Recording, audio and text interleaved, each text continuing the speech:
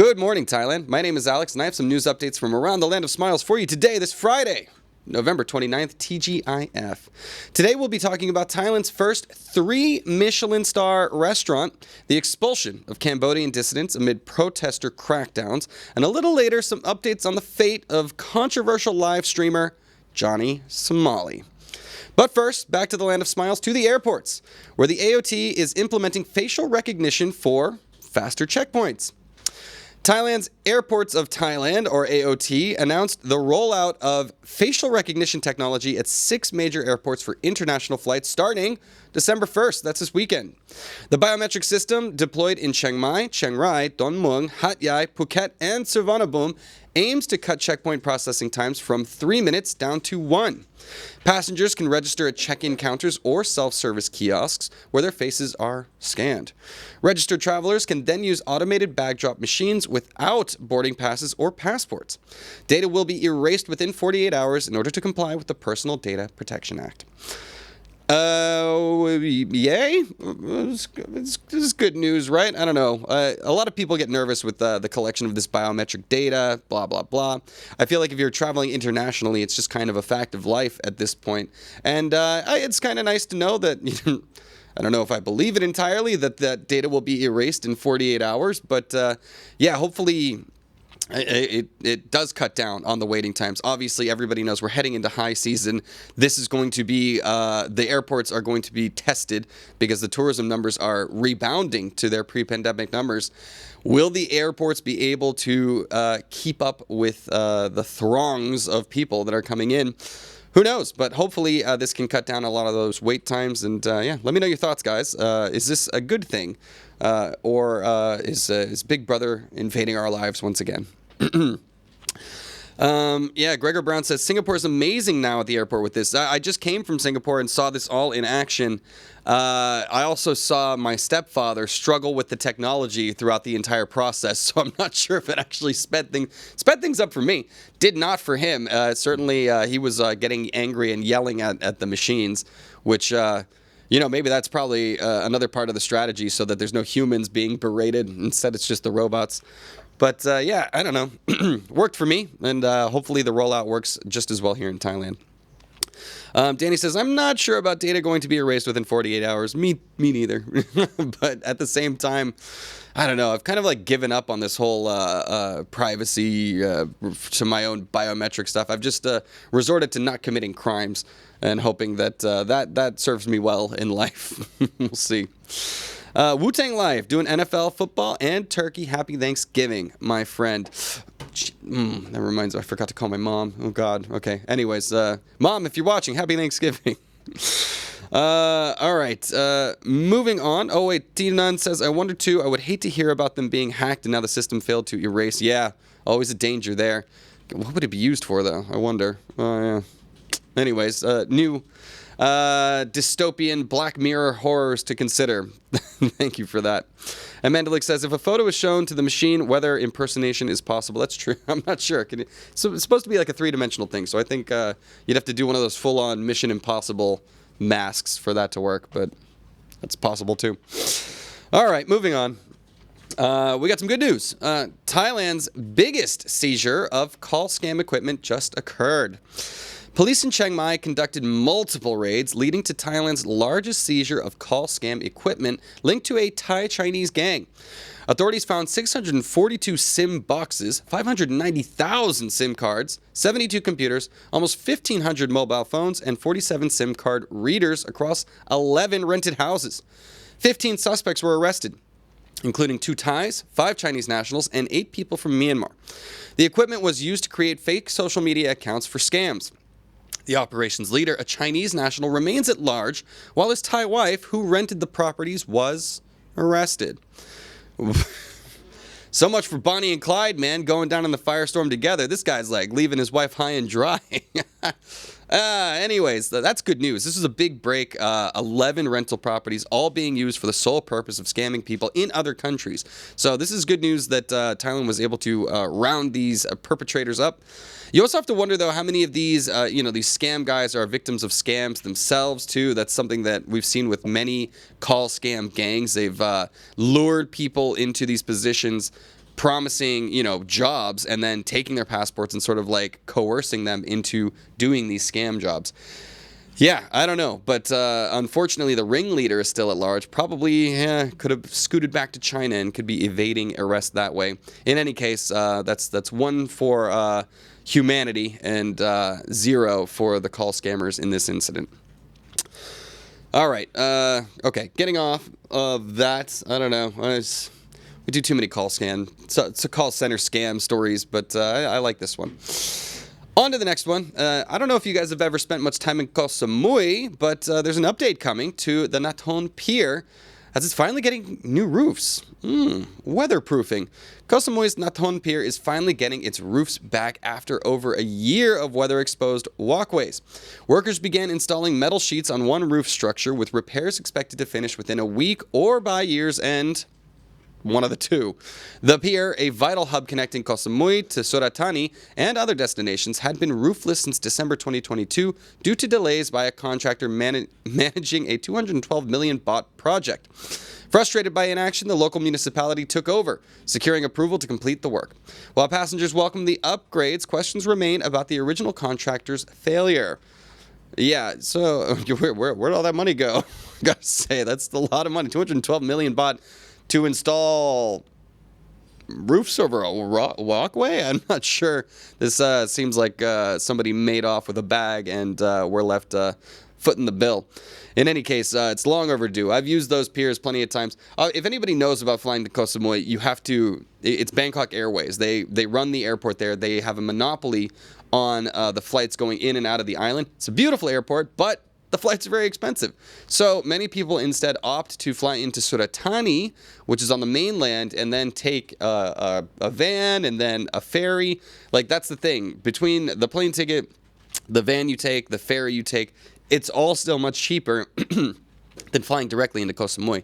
So many people use this avenue of getting onto the island. And it would be nice that when you arrive on the beautiful Koh Samui, you actually see not rusty, tetanus-inducing walkways when you get there. So, pretty cool. Gregor Brown is getting He's getting a phone call, by all means. Don't mind me. Richard C. says, we are in line for zombie farts. How low can we go? What, are we starting a bidding war? Zombie's off today, I'm afraid, Richard. So you're going to have to go check her TikTok if you want more of that content. Cool. And, yeah. Anyways, on to our next story. I'm trying to get you a nice variety of different things. We don't really talk about the Thai military too much over here, but there is some updates regarding the Thai Navy. Thai submarine plans have stalled pending a feasibility study. Thailand's plans to acquire a Chinese-built Yuan-class S-26T submarine remain stalled as a feasibility study is still underway, according to Defense Minister Phum Tham. The 12.4 billion baht project has faced delays due to an engine switch from a German-made MTU-396 to a Chinese CHD-620. This change requires amendments to the original contract, adding to the uncertainty. Despite the Navy's firm commitment to the submarine, previous Defense Minister Sutin suggested pivoting to a frigate, an idea that has been soundly rejected by naval leaders. Okay, yeah. That was for you, Jason. I was saying engine names. I was saying submarine. This man is a gearhead and he loves it. Not that kind of gear. Anyways, we'll see. This is always funny when it comes to arms purchases. This is big business for arms suppliers like the U.S., like China, Russia as well. So these contracts are massive. They lead to, it's improving diplomatic ties, right? Obviously, there's the direct impact that it has on naval capabilities. So it's a multifaceted story that still seems up in the air. And yeah, I wonder how that would work. It was supposed to be a Chinese submarine using a German engine, but now switching around. Yeah, it's a lot of money involved. So this can make or break the deal one way or another, depending on what Thailand ends up deciding and going with. We'll see. Anyways, Gregor Brown, I'm sorry I called you Gregor Bone for a second. I slip of the tongue, right? It's Friday. Cut me some slack. All right, I hope you guys enjoyed my the submarine related puns in that one. All right, now I've got my happy stories for you guys. Now, if there's anybody that enjoys fine dining, there's some big news coming out of Thailand. Bangkok, a Bangkok restaurant, aka, well, let me try that again. A Bangkok restaurant known as Sorn has earned the first Michelin 3-star rating in Thailand. Congratulations. Bangkok's Sorn has made history as the first Thai restaurant to earn 3 Michelin stars in the 2025 Michelin Guide Thailand. Helmed by chef Supak Sorn, Sorn was lauded for its excellence, quality, and consistency, ascending from 1 star in 2019 to 3 this year. Located in a traditional Thai house off Sukhumvit Soi 26, the restaurant's elevated take on authentic Thai cuisine has captivated diners worldwide. The 2025 guide features 462 establishments, including 7 2-star and 28 1-star venues in the Land of Smiles. Cool. Hey, fine dining on the map here in Thailand. It's, obviously places like Hong Kong, Singapore, they get tons of recognition from the Michelin Guide. Bangkok, Thailand in general, but Bangkok obviously leading the way in terms of the restaurant count here. Really making a push in this field to try and elevate, it's one of those soft power things, right? It's the reason why there's so much investment in Thai cinema, Thai music. The restaurants are a big part of that as well. And it serves to attract a high-end clientele, right? So there might be a lot of people coming to Thailand to check out the food, which has become world famous at this point. So congratulations, Sorn, on your 3 stars. You're making history here. All right. Anyways, what's a happy ending? Balloon? Happy ending to the stories. Sorry. Forgot I'm not at a massage parlor. Anyways, thank you, Mandalik.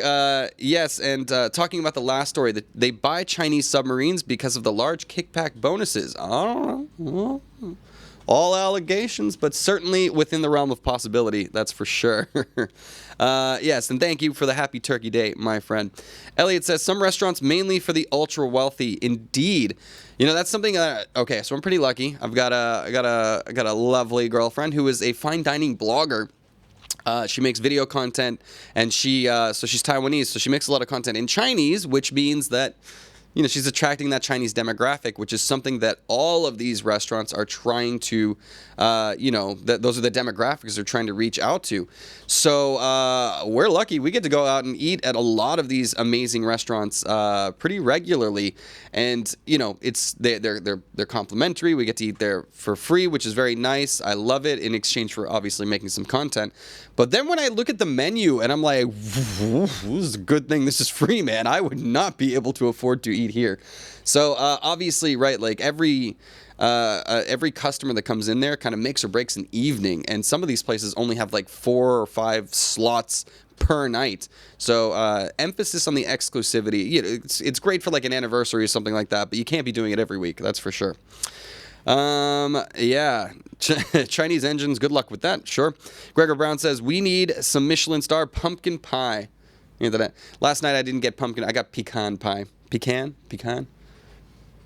I forgot which way I'm supposed to say it. They say it different ways in the States. Okay, anyways, more happy stories, shall we?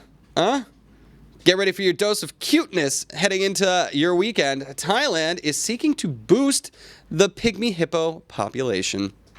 Yay. Thailand is taking steps to boost its Pygmy hippopotamus population by planning the breeding of Mutun and Manao. Mutun, a 5-year-old male from Khao Zoo, will be paired with 8-year-old Manao from Nakhon Ratchasima Zoo. Preparations are underway to transport Manao to Chonburi and set up a suitable enclosure for the breeding process, setting the mood, I guess, with a symbolic wedding planned for the duo. Pygmy hippos, shy and solitary by nature, require a carefully curated environment for successful breeding. Obviously, all of this coming in the wake of the immense popularity of one Mudang. So, that's... I think this is really fun. Whose job is it to get these hippos in the mood? Why was that not an option for me? Why didn't my guidance counselor? You could be providing aphrodisiac services to pygmy hippos. If I had known that was an option, I would be in a very different career path right now. Anyways, congratulations to the entire Moo family on the impending wedding, and hopefully there will be even more little moos for us to enjoy on social media in the very near future. Yay. Hey, Mudang. What? I can't say. What is it? Mumanao, Mutun. Everything is. Mu is bouncy, right? Mu is like a pig, right? Yeah. Then dang is bouncy, right? Yeah. Like bouncy pig. Okay, so what does Mumanao mean? Lemon pig, right? Lime pig. Yeah. Mutun.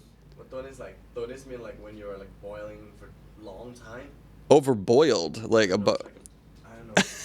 When you eat those kamu, like I don't know what it's called. Oh, okay. Stew. Yeah, stew. Pig stew, pork stew, something like that. Very creative names. Yeah, anyways, they sound better in Thai than they do in English, I'll say that. Anyways, Mandalik says, happy honeymoon hippos. Dave Daniel says, that's funny, and also says, I can say pecan or pecan, whichever I feel like. Thank you very much for the support there, my friend. All right. Okay. That's it for the Thailand section of the news, guys. Now we're heading into the ASEAN section now. So a little less fun, but still, they're fun because it's gossipy, controversial stuff. And I get to talk about a country I don't usually get to talk about here. Our first stop is India. So Indian Parliament is facing disruptions over Adani allegations. So, excuse me. India's parliament was temporarily suspended as opposition lawmakers demanded discussions over bribery allegations involving the Adani Group. U.S. authorities accused Gautam Adani, his nephew Sagar Adani, and Adani Green's managing director of a $265 million bribery scheme for Indian solar contracts and misleading U.S. investors. Opposition leader Rahul Gandhi called for Gautam Adani's arrest, accusing Prime Minister Modi's government of shielding the business tycoon, claims the BJP denies. The BJP stated it has no obligation to defend Adani, emphasizing that the law will take its course. Such big news that it is actually stymieing up the gears of politics in India. That is a whole lot of money. $265 million is a big old scandal, especially for India, where the money travels even further. So the reason this is becoming such big news is because it involves massive amounts of U.S. money going in for solar project investments. The states, they're like, where's my money, man? Where's my money? So we'll see how this goes. These are very powerful people in India that have their own hands on the gears of power. We'll see if they're able to escape. If there needs to be justice, these are allegations, of course, as of now. But we'll see if there will be a transparent investigation into this and what the future might hold for this family. Obviously, a bit of nepotism involved. And, the political fortunes of the people trying to prosecute these guys. Time will tell. All right, well, I don't know. Well, that's one for the Indians. Cool. Yeah, I want to do more India stories, but, a lot of times those get dark too. So, moving on. Pecan pie. All right. Next, all right, this one's definitely going to get censored on TikTok, but screw it. We're doing it anyways. China has warned Taiwan amid its president's U.S. stopover. China has warned against Taiwan independence efforts ahead of Taiwanese President Lai Ching-te's trip to Hawaii and the Pacific. Beijing reiterated its claim over Taiwan and vowed to defeat quote-unquote secessionist attempts, urging the U.S. not to send wrong signals regarding Taiwan's independence. Taiwan, in turn, has stated that its people alone will determine their future and has bolstered its defense with air drills in response to Chinese military patrols involving 19 aircraft and warships near the island. China may use the trip as a pretext for military exercises near Taiwan, raising regional tensions. Taiwan's presidential office condemned any potential Chinese drills as provocative, while Beijing called Lai's U.S. transit's violations of the One China principle. Oh, here we go again. So this is the big deal, right? When there are direct recognitions of the leadership of Taiwan. So many people don't know this, but there are not actually embassies in Taiwan. They're sort of like diplomatic missions. There's a lot of nuance and a lot of weird, language that's used to keep people out of trouble in regards to China and its One China policy. So a lot of it is just lip service to make China happy. But at the end of the day, Taiwan views itself as an independent nation. as do many people around the world who support that effort. China sees them as a secessionist region that needs to come back into the fold. And stopovers like this, right? Like when Nancy Pelosi goes to visit Taiwan directly, when the Taiwanese president goes to visit an American state, these are seen as violations of China's sovereignty, at least according to them. So, yeah, I can't wait for the Chinese bots to come and attack this one. We'll see how that goes when we publish it later. But yeah, anyways, I've lived in China for a long time. I've spent time in Taiwan. I would argue you see a very different culture and a very different style of life in both of those places. And I think the Taiwanese people are happy to keep it that way. All right. Anyways, Wazo Frog in Thailand, good morning. Thank you for joining us. Yeah, pecan. We're still having the pecan argument. All right, on to our next story. This one is a bit of a controversial one, and it's an unfortunate trend that's been brewing here in Southeast Asia. And, I haven't seen Thailand involved yet, but they're getting involved now. I'll tell you what I'm talking about. Thailand is deporting Cambodian activists amid international criticism. So, Thailand deported 6 Cambodian activists facing treason charges for Facebook comments critical of their government. Imagine that, treason for social media. Sparking human rights concerns. The activists, linked to the opposition Cambodian National Rescue Party, were returned to Cambodia on November 24th, where they now face up to 10 years in prison. Rights groups criticized the deportation, citing risks of inhumane treatment in Cambodia's already overcrowded prisons. The charges stem from their criticism of the Cambodia-Laos-Vietnam Development Triangle Area, the CLVDTA agreement, accusing it of favoring foreign interests and compromising Cambodian sovereignty. While Cambodia's government has withdrawn from the agreement, protests against it resulted in nearly 100 arrests. What the hell? Like, I don't know. This is the scary stuff to me, where people, they see something, they want to do activism, they do protesting, right? They raise awareness, but the people in power don't like you exercising any sort of criticism of those in power. This is like something, it's ingrained in my DNA as an American to be able to talk smack about people in positions of power. That's like one of the most sacred things to me. And obviously that principle hasn't really made its way to Southeast Asia, as we see here. Ironic as well that, what they are protesting against, they succeeded, technically. The government has withdrawn from that agreement, but now they're saying, but not because of you guys. So, I don't know. Scary stuff. Be careful what you're posting on social media. Should I even post this story? I don't know. I'll be fine. I'm not going to Cambodia anytime soon. But the point is, it seems like there's a massive crackdown, and countries in Southeast Asia are expatriating. They're deporting people to where they are wanted, particularly Cambodia. So Malaysia's done this. Indonesia's done this. Now Thailand has done it as well. Careful with how you approach your social media posts. All right. Anyways, Gregor Brown says, this is the last story. Chinese bots. I just published a video on China and hit with them in the comments. Yeah. No joke. AI has just made it so much easier to brigade and storm into things. I did one. I noticed it yesterday. It was about the Philippines, where the conflict going on between Duterte and Marcos Jr., where they're threatening to kill each other.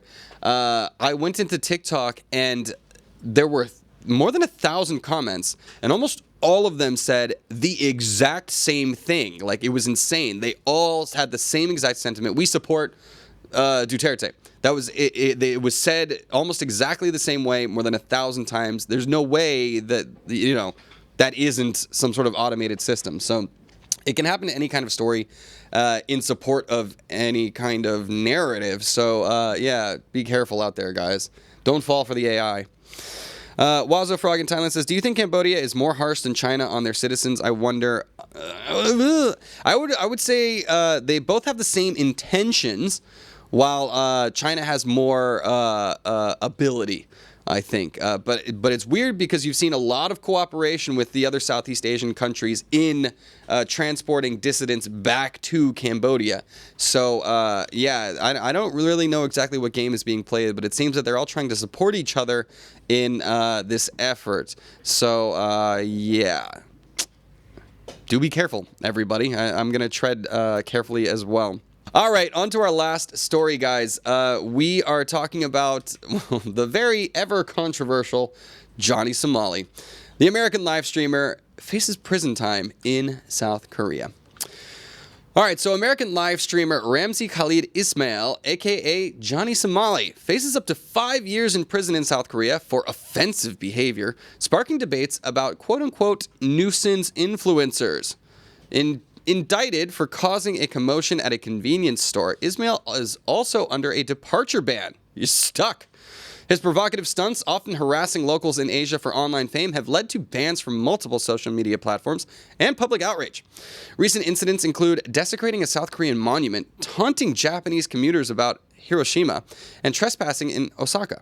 His actions reflect a broader frustration in Asia, with foreigners exploiting local customs for clicks amid rising reports of bad tourist behavior. Yeah, I don't think it's controversial to say, but you reap what you sow, my friend. This is like, oh God, can you take him off the screen? I can't even look at this guy. Like, my God, I want to say worse words, but I'm keeping it family friendly for you guys. Look, this is it's disgusting behavior. It's something that I've lived in Asia for pretty much my entire adult life, and you have to understand that you are in a place where you need to respect local customs, and you're a guest. This is exactly the opposite behavior, and it's being rude, being mean, trying to make fun of the people that are hosting you in service of what? Like, why? So you can get some more clicks for clout. So I think this could be one of those examples. A departure ban, legal trouble. I wonder, I'd be curious to see, has he said anything recently?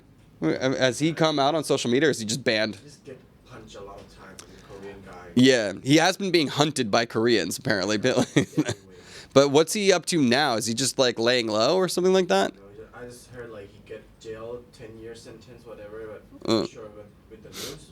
But they don't let him out of the country. Yeah, they're not letting him out of the country, and apparently I haven't really heard any updates about how he's feeling about this, if he has any regrets or if he's being very defiant.